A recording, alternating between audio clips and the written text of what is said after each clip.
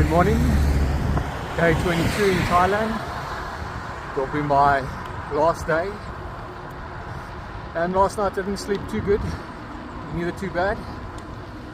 Had a aircon that would just make a bunch of crunching sounds every now and then. Kept me up, and the doors to the places are just glass doors, so all the light from outside just shines through. But you know, it is what it is, hey? You can't have the good all the time. I suspect that's going to be my road for most of the way today. I'm actually making my way north in the complete opposite direction. I should be going south, but I have to go around that mountain, and I'm looking at over 100 kilometers today. So that's a nice detour that I have to take, and I'm most likely going to be sleeping in a dreaded border town.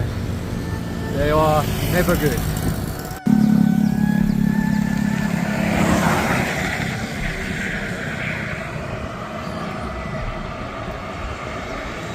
This morning I quickly filled out my arrival card for Malaysia. It's all done online, so that was a smooth process, and I don't require a visa, so it should go all smooth. I should just get that stamp, and there you go.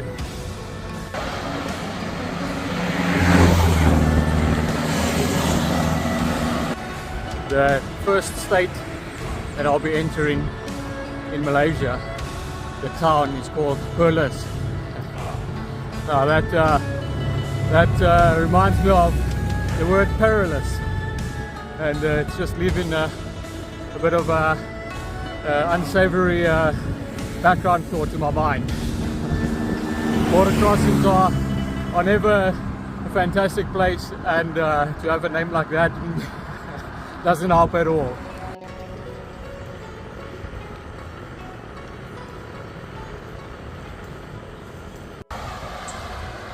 Seems like there will be a bit of a mountain pass.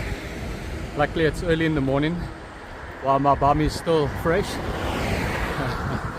The morale levels is a little bit down, but the legs are good, and yeah, let's get this kicker over and done with. And it looks like I'm reaching the top, hopefully.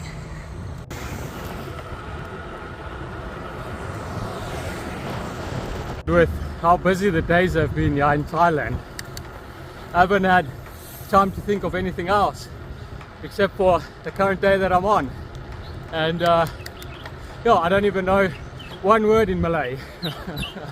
I don't even know what language they speak there. I know it might seem a bit naive and you know, irresponsible, but I'm just going with it. I'll probably I'll find out pretty soon the local greetings and you know, the exchange and the currency, and I'll just take it as it comes, you know, just play it by ear. But what I have done is I've got all my important stuff done, you know, like the passport, the border crossing, the exchange that I need to do. That's all done, you know, all the actual essential stuff that I've done. For the rest of it, I'm just going to wing it, you know. Just take it as it comes,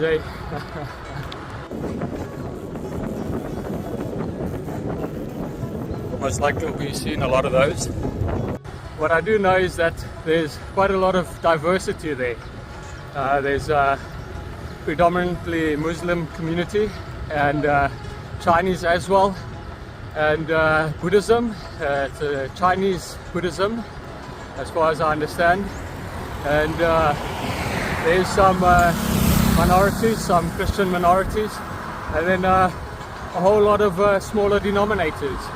So we'll just see how it goes. And the most important thing is that almighty smile. As long as you're smiling, I mean, that's already just a win with everything, You just keep smiling, I put together a rough route this morning just to get me past the unsavory places. But as long as I keep that mountain on my right all day long, it will bring me to my destination.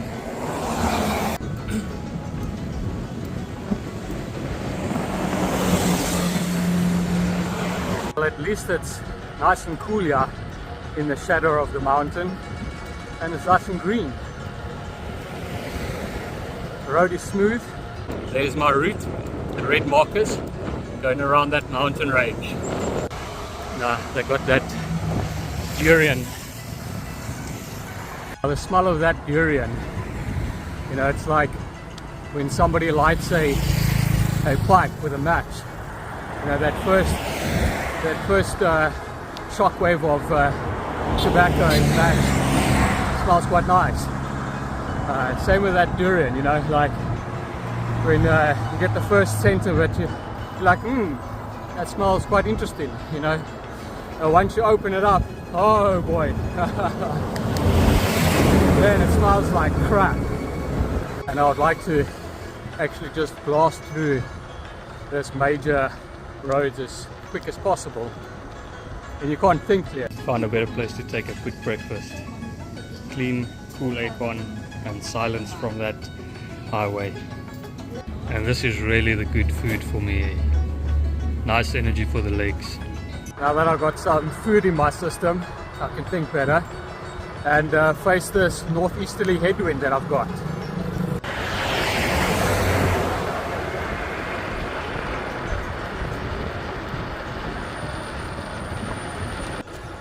I was actually looking forward to that border crossing through the mountain. Apparently it was a very scenic one, and the border crossing was a non-commercial one, so it was only locals and tourists. I've found some smaller roads that is starting to take me around the northern head of that mountain range, which is a good thing. And later on I will hop back onto some of those bigger roads. Unfortunately, that last bit there, I just put my head down and just smacked it.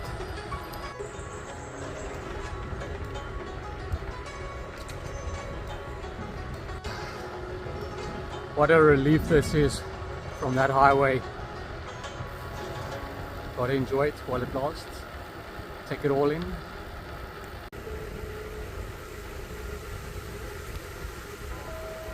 Now I've got some type of phobia for traffic, and it's not the traffic itself that I can all handle. That's all. That's the easy part. That's easy peasy, lemon squeezy. The part is that it's a continuous reminder of the chaotic world that we can live in, and that's the part that I don't like. It's just that reminder, and a little bit of chaotic trauma from India. But that was just next level. That was just insane. That was just mind-boggling, to the point where you just put earplugs in and you just go for it. Well, there in the distance is that northern point of the mountain range. So I'm slowly wrapping around that, and then I should be heading in a southerly direction back to the border to Malaysia.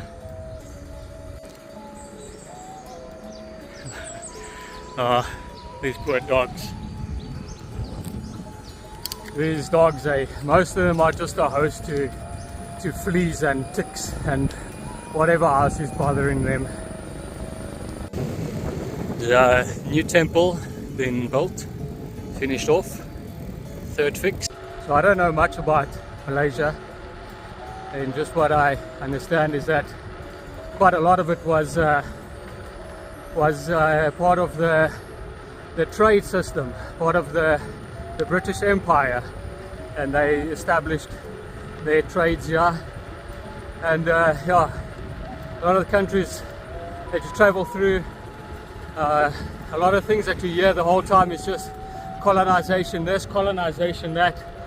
It's all that you hear, you know. I don't know too much about politics. I prefer to stay away from that. But that what I know is that all that you hear is just negative, you know. All these people just spewing their mouth online, on social media, on the news. You know, they got no jobs, you know. All that they do is just whine online, cry about colonization, globalization, and you know, your average Joe, he's out there, he's busy working, he's grafting for his family, working for his keep. You know, he doesn't bother to whine about it or whine about anything. None of that even affects him. He's just going along, living life. Little doggies. Most of those people that are always just spewing their mouth and crying online and causing riots and chaos and that, they were never even born in those times. Their parents, or their great-grandparents for that matter, they weren't even born in those times. You know, they will just jump on any story and just run with it and just cause chaos and havoc. And I'm not just talking about these countries that I visit, I'm talking about all the countries in the world, everybody. And if they want to talk about some colonization and that, you know, it is mostly good from what I've seen, from our perspective. They just see the bad part in it and they've got nothing to do with their lives, so they just pick the worst of it. You want to take a prime example of how good it can be is Singapore. Take Singapore for example. It's one of the best countries in the world, and their system there is almost flawless. They got a near perfect country, and they don't take nonsense from anybody, and they don't bring religion into their political system, and they ban cell phones in school. So yeah, all that social media indoctrination from schools is just, you know, they're cutting the head off it. So removing that social media link is a good thing. Back on a chaotic road. This one's a little bit worse. So just a quick jump back to Singapore. What they did there with colonization was they just improved on it. You know, they embraced it. They weren't like most of these other countries where, you know, they just cut off their finger to spite their hand. You know, they took the best part of it and they just improved on it and showed the world what you can actually really do with it. You know, you get most of these countries where they just hear that word colonization, they get triggered, they riot, they forsake their whole country, they burn it down, and it just falls into a bloody freaking stone age. Actually hoping to jump on the back of one of these slow trucks and just slip behind them. There's a slow truck. See if I can speed up and then jump behind this truck and hopefully sit in his slipstream. Damn, he turned off.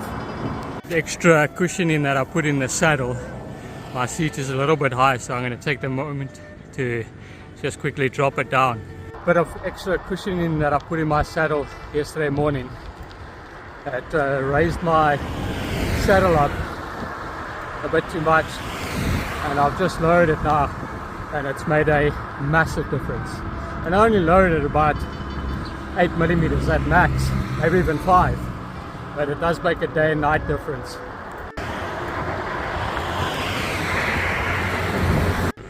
Finally, a little bit of a breather. Alright, I finally made it around that head of that mountain up north, and now I'm heading south. So yeah, a whole morning in the opposite direction.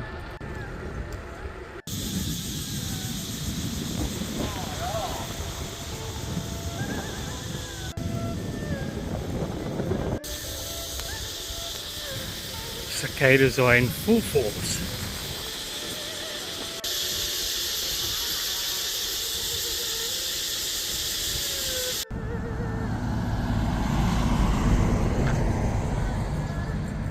Got to a relaxed section, just giving the butt a bit of a break.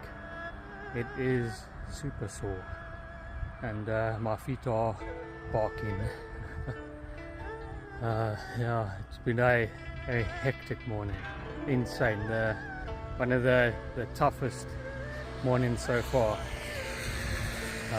mostly because of the traffic and the headwind, and yeah, just like a break, get to actually recollect myself, have a break. Wish I had a Kit Kat. Well, I sit next to the road, there's this canal I'm taking some water from, and then giving my pedal a nice soak in the water. You know, that annoying click is back, and it seems like water really does the job. Much better. That annoying clicking sound is gone. There's nothing worse to have than a clicking creaky sound during your power stroke. I'm currently following this canal and going off of my route, but I need a bit of peace and quiet from those roads. A little bit of gravel riding is good for the heart.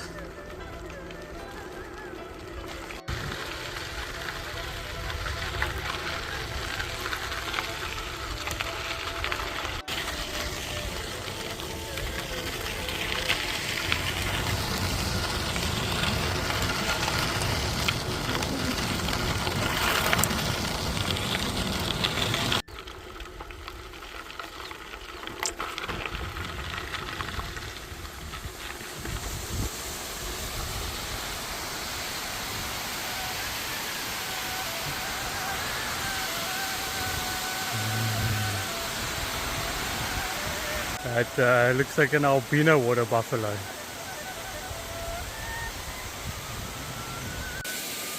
Big gate, keeping all the water back.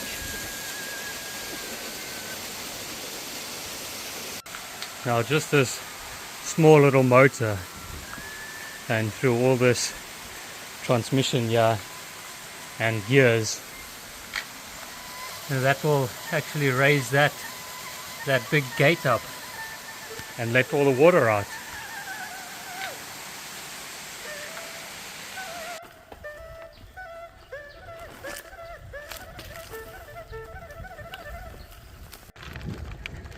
Probably a old school or something.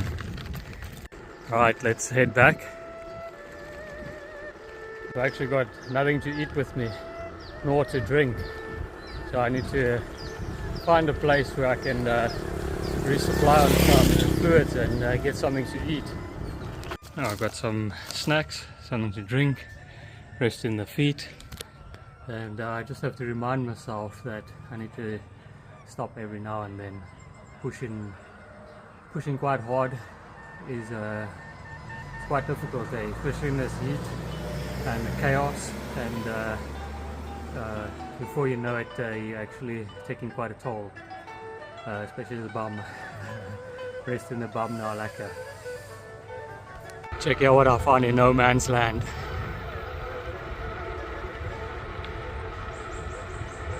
It's most likely heading for the border as well.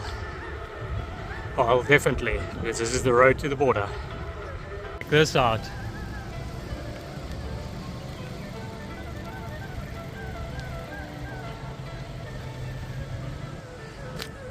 That's the biggest pile of wood I've ever seen in my life. And it seems like it's all getting chucked into a furnace.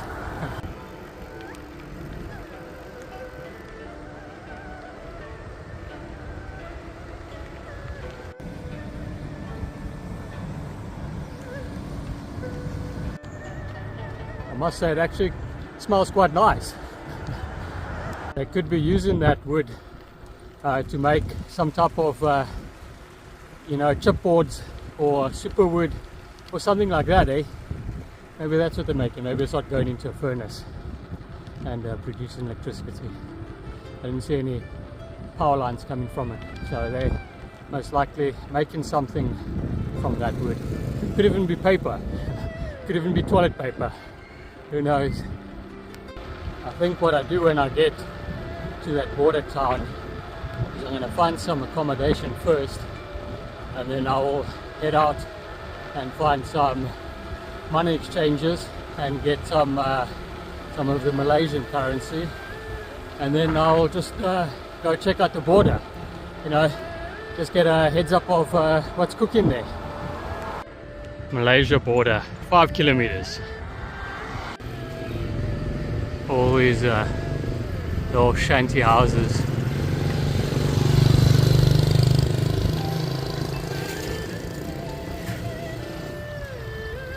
He's retired. He's had it. Right, I found a potential bed tonight.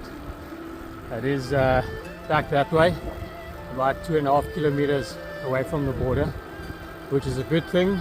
I do not want to stay in a town that is sitting right on the border. Those places is just a bed bug infestation. People coming and going at all times of the day and night, bringing all kinds of things. Let's head off into town, get some money exchange, and see if I can find something to eat, and then go and do a reconnaissance mission of that border passing.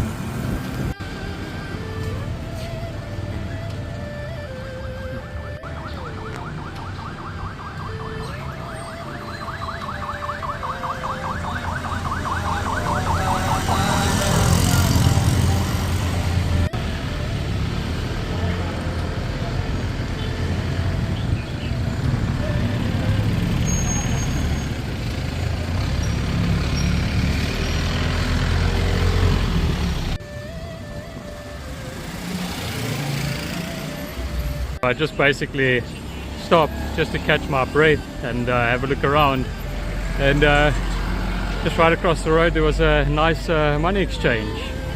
So let's go see if I can get some Malaysian cash. It's a typical type of rundown architecture and infrastructure that you'll find in a border town, and the gold shops. And there will probably be some type of form of gambling, maybe. I'm not too sure. Check the gold shops. It's all about that bling, making sure that it's clean. Currently, we are in Thailand, and I think most of the countries, they don't have any type of money investing account, you know, where you deposit money and you can get an interest off of that. Yeah, they invest in gold, so they will just buy gold and then invest in that, and then when there's a good price, and then they'll sell it, they'll cash in on it. Actually quite peaceful, and they got a 7-Eleven over there, they got another 7-Eleven over there, they got a Big C there, they got a Lotus, so it looks like, yeah, doesn't look too bad. It's got all of its different smells. But so far it looks quite nice. You know, it gives you that whole rustic, chaotic vibe of all of the dilapidated buildings and the rat nest cabling everywhere.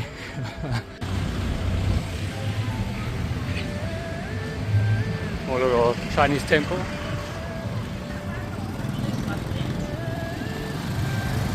And I got my money exchange pretty quick. Took about 2 minutes.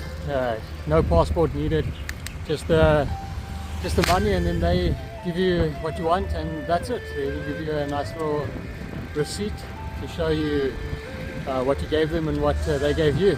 So I'll run through those numbers a little bit later, and we'll see what type of commission they took. Well, this is the exit of Thailand.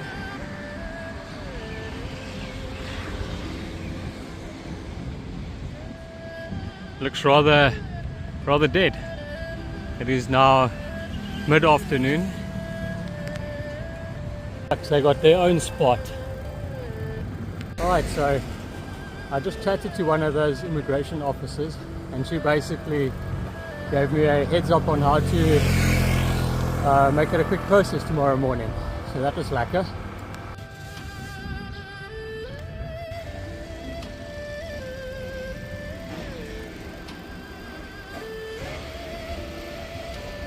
Right, I just stopped in a place, grabbed some lunch, got some nice chicken feet. Bon appetit. Back at my accommodation, let's check it out. So it's got a white bed. It is rather hard, but I'll tell you now. It's got a nice aircon, turned down, got a water heater, pooper, basin, that all looks fine. And I did have a look at those places in town just to, see what they offer. And holy smokes, I would not stay there even if they paid me. Oh, they were brutal, they were bad, muffy, disgusting, no white sheets. You could even just smell those bed bugs were calling you. And they did have an aircon at those other places, but holy smokes, it looked like those things came from the 1970s or something like that. First generation aircons. But anyway, this place is about $300. It's out of town, so it's a much better place to stay. Bed is hard, but you know what? I'd rather pick a hard bed any day over a place where the mosquitoes and bed bugs is gonna take you apart. I ended up doing 106 k's today, and that was fine. The distance isn't bad. I usually spend the whole day in the saddle, whether I do 60 k's or 150 k's. But what was difficult was most of that route today was just brutal roads. For me, that's too much, too much traffic. I'm used to the quiet places, and that was crazy. Just the traffic was insane, and then also dealing with the headwind that wasn't lacquer. And well, the end of the day turned out pretty nice. And tomorrow I will start a new day, new country, and take it from there. Yeah, I've got the currency conversion out, and 1 Malaysian ringgit would equal to 7.75 Thai baht. And what I exchanged was 3,000 baht, and they gave me 384 ringgit. And then according to the internet, 3,000 baht would equal to 387 ringgits. So I think that was a pretty good exchange rate. I've come to an end in my Thailand adventure, where I started off there at the top in Bangkok and worked my way down the coastline and did an island and such, and basically at the border of Malaysia now. And according to my master route, if I stuck to it without doing all of those side missions, I would have done 1,315. And I've added up now all of the actual numbers that I did do, and that gives me a a whopping 2,070 kilometers. So with all those zigzags, side quests, side missions, visiting here, visiting there, I did 2,070 kilometers. Well, ladies and gents, that's the end of the road for me in Thailand. I shall be closing this chapter now, and I'm happy that I was able to bring you with on this adventure. This is the third time in Thailand for me, second time on the bicycle, but this time on the bicycle it was quite an adventure. I was happy that I had the opportunity to be able to diverge off route and go explore some other places and create some side missions. That was definitely the highlight of it, I would say. And I learned quite a bit, and I'm stoked that I was able to record this, and I have these memories now stored away forever. So one day when my body has failed me, I can look back and relive these moments. So a massive thumbs up to that. Thank you, Mr. Berg. And thanks to everybody else that was able to watch with me or join in on the adventure with me. I'm happy that you guys enjoyed it.